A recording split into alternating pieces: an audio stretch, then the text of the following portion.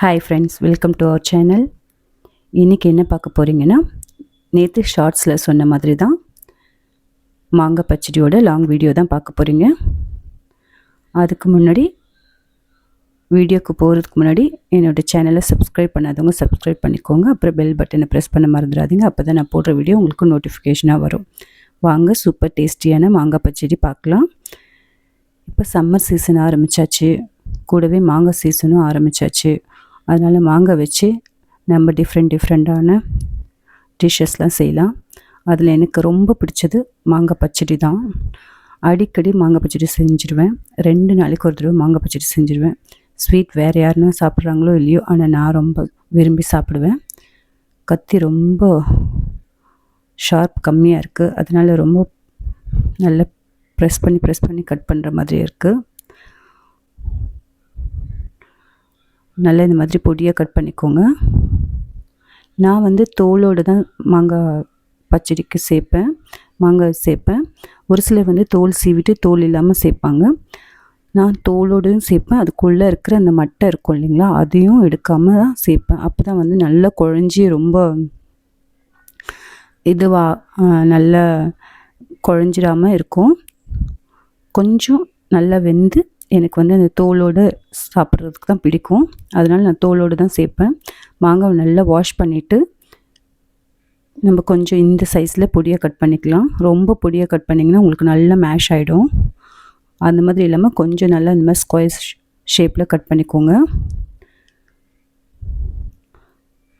Cut பண்ணிவிட்டு as usual நம்ம எப்பவும் போல் கடாயில் கொஞ்சமாக எண்ணெய் சேர்த்துருக்கேன். நான் ரொம்ப எண்ணெய் சேர்க்க மாட்டேன். அதனால் கொஞ்சமாக எண்ணெய் சேர்த்துட்டு கடுகு சேர்த்துக்கோங்க.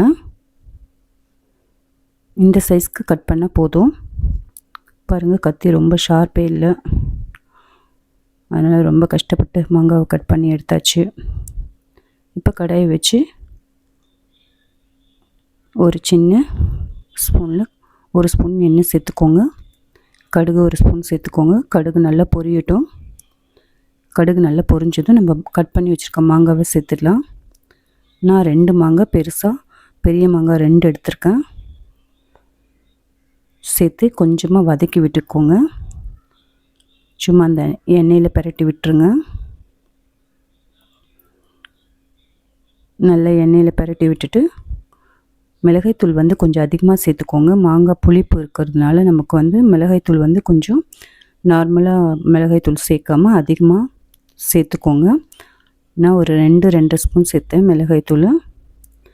அதுக்கப்புறம் நம்ம வெல்லம் சேர்க்கும்போது உங்களுக்கு அந்த ஈக்குவலாக வந்துடும். புளிப்பு தெரியாமல் இருக்கிறதுக்காக மிளகாய்த்தூள் சேர்த்துக்கலாம். இப்போ மாங்காயை நல்லா வதக்கி விட்டுக்கோங்க.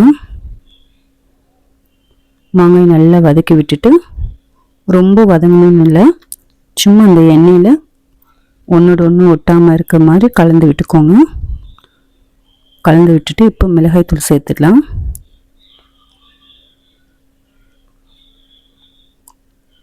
காரம் ஜாஸ்தி தான் சேர்க்கணும்.